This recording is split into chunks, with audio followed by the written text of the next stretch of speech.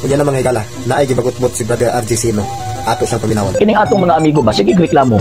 Na sumala pa nila ang simbahang Katoliko, dili iya ni Ginoong Kristo. Unyang pangutan-una to, kinsa nagtukod, ano sa gitukod, asa natin gitukod. Di pud katubag, instead of mubasa o kasaysayan dito nino sa chismis sa ilang pastoy. So Brother RJ Sino, nga ipamugos man gyud ninyo, kamo mga siddi, nga ipamugos man gyud ninyo nga ang Roman Catholic Church tinukod ni Kristo. Ngang inyong gamiton, Mateo 16:18, di man mo na mapamatud-an sa kung saon. Kabalumuasa mo tagan, encyclopedia, bias ka term. Bias ba bias? Unya karon inyong balihon ang argumento. Iyo anang pamali. Naa sa inyo ang burden of proof. Wala sa amo. Kundi nimo kayang pamatudan, ayaw i-claim. Kay klaro pagkasulti, ang doktrina ni Jesus Christ o ang doktrina sa Roman Catholic Church wala nagkatugma.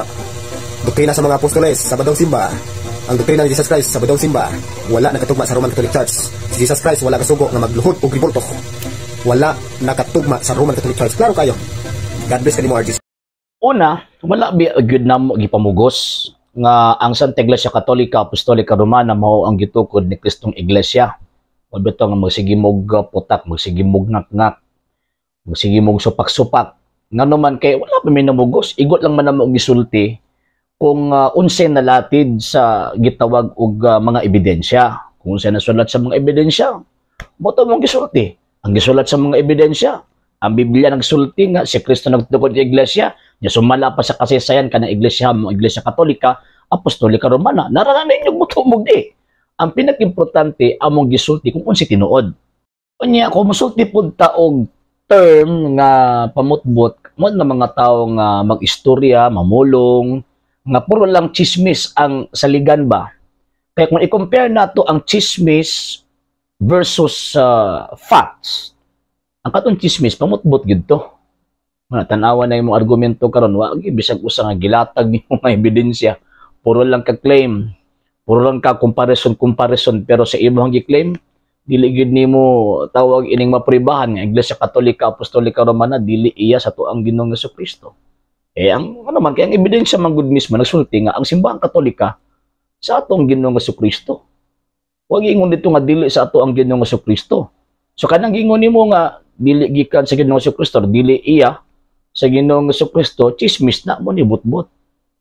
Lain pa, magpamatuod ang mga Katoliko, mubase gyud na og Biblia. Ngano man kay usa man na sa barahan sa pagtuo sa Santa Iglesia Katolika Apostolika Romana, mogamit gyud mig Biblia.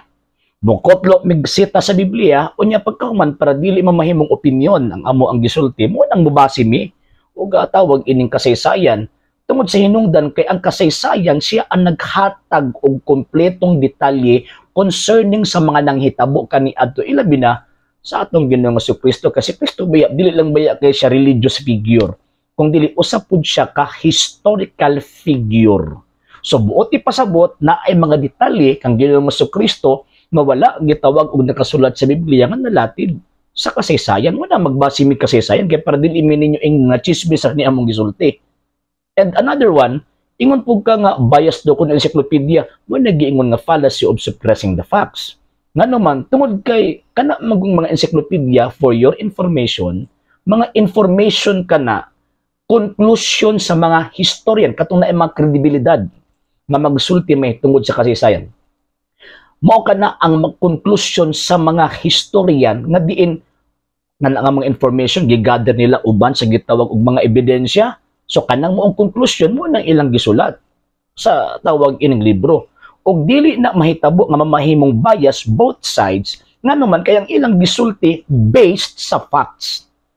At the same time kung tinuod syempre mo dito gina mo paling sa tinuod, dili gina dito mo paling sa gitawag og bangkak. O for example, gisulti sa kasaysayan si Ellen G. White ang nagtukod sa Seventh-day Adventist, kamaturan man na. O kabalo ko nga inyo hapod na nga tawag ining gidawat. And at the same time, dingon pod ang kasaysayan nga ang simbahang Katolika gitukod ni Ginoong Jesucristo niya, di nyo dawaton.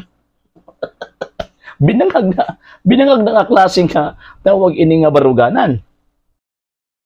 Tama bitaw, naibitaw sa moa ang burden of proof. Nga naman, kay kami man ang nag-affirm, kami man ang ni-claim. Pero dapat kamo nga musupak, dapat naapod sa inyo ang burden of rebuttal. Kaya dili pwede nga musupak lang mo nga wala mo tawag ining ebidensya. Managin na problema ninyo ba? Instead of magbase mo mga libro, magbase mo kasaysayan, magbase mo og tama nga rason, diha na hinuon mo magbasa sa chismis sa inyong pastoy. Wala tanawa imong argumento sa ag. And isa pa nag-ingon ninyo nga dili kayong pamatud-an. Mabitaw nga hangtod karon, grabe ninyong pamalibad. Grabe ninyong supak-supak nga wala may tawagan ng ebidensya. Kaya kung di na mo kaya na mo pamatud-an, di na mo barogoy. Dili na mi musulti, maulo na mi musultis tinuod. Pero kay mo may tinuod, mo may nalatin sa kasaysayan, mo may tawag anang gisulti sa kasaysayan. So kung dili mo conforme sa moong information, di maglatag mong ebidensya na sayop ning amo ang gisulti. Kay ang pure claim dili na pwede mamahimong basis para mubungkag sa usa ka argumento nga gi-establish with facts. Dapat na mo ebidensya pud nga ilatag, dili lang kay supak-supak lang niya pagkahuman laway ra po'y ebidensya. Lain pa yun. Napay argumento pa nimo nga ang doktrina sa Iglesia Katolika sumala pa nimo wala daw nagkatugma. Kinsa nag-judge kamo? Nga nisulpot lang mo sa niadtong 1863? Hindi na pwede. Hindi na pwede. Dili ka mo ang judge. Nga naman kay ulahi man kayo mo simbahan Katoliko. Number 2, dili man kamo ang official interpreter sa Biblia o sa doktrina sa Ginoong Jesucristo. Nga naman kay dawat limpyo lang man mo. Igot lang man mo ni awat, igot lang man mo ni nakibasa sa balaang kasulatan niya. Pagkaman, mingon-ingon mo, mali man na, tungod kay tawag ining wa nakasubay sa Biblia. Dili man kamo ang mo-interpret, dili man kamo ang tawag ining maghatag og final nga hukom. Kay agyan nakibasa ra mo. Kana nga libro, dili na inyo. Nakibasa ra mo, nanghulam ra mo. Nya pagkaway batasan pag yun ninyo, ang inyo pag yung gihulaman, inyong dauton. Di ba? For example, ngayon ka nga, ang si Kristo, ang doktrina ni Kristo, adlaw ipapahulay. Nya pagkahuman, kamo adlaw pud mo nga gitawag og ipapahulay. Sure ka? Doktrina ni Kristo, adlaw ipapahulay? O granting without admitting nga doktrina ni Kristo, adlaw ipapahulay. Ang iyang religion at that time, Judaism, anong kamo, nagpasakop man mo ng Seventh-day Adventist? Madili man na mo ang iglesia nga gipasakupan sa Ginoo sa iyahang panahon. And at the same time, ka nga balaod interpreted na in Christian interpretation, dili in Jewish interpretation. So muna, in Christian interpretation, Domingo, nga naman kay ang Christian church, dili man na mo ang Jewish church.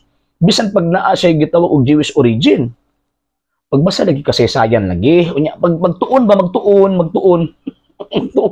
Kay maulawan ta na.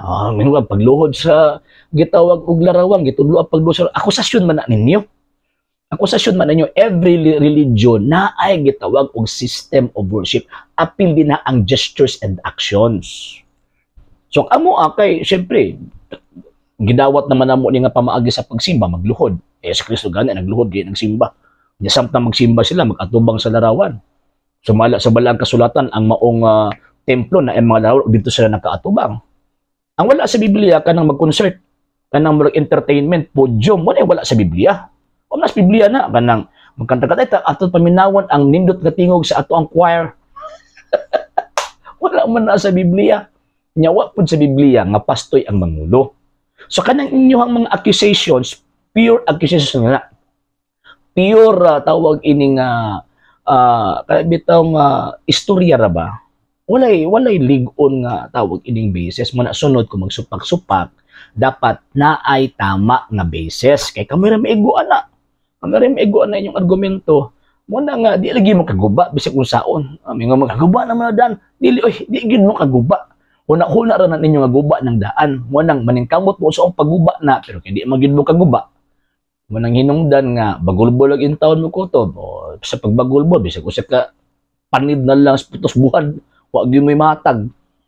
Sa hindi pa po nakapag-follow sa mga pages po natin, i-follow nyo po yung mga pages po natin. RJ Horolanciano II TV Apolia Punto Argumento page, Kuya Apologist TV page, and RJ's Vlog 2022.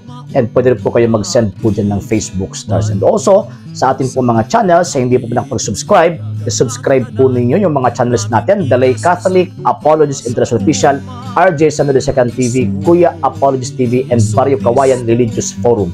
And pwede rin po kayo mag-send po dyan ng super sticker, super chats, and super thanks. And maraming salamat po sa mga kapatid ko mga Katoliko na always pong tumutulong sa programa po natin. Maraming salamat po. Nang dahil po sa tulong at suporta po ninyo, ang programa pong ito, until now, andito pa rin po sa social media.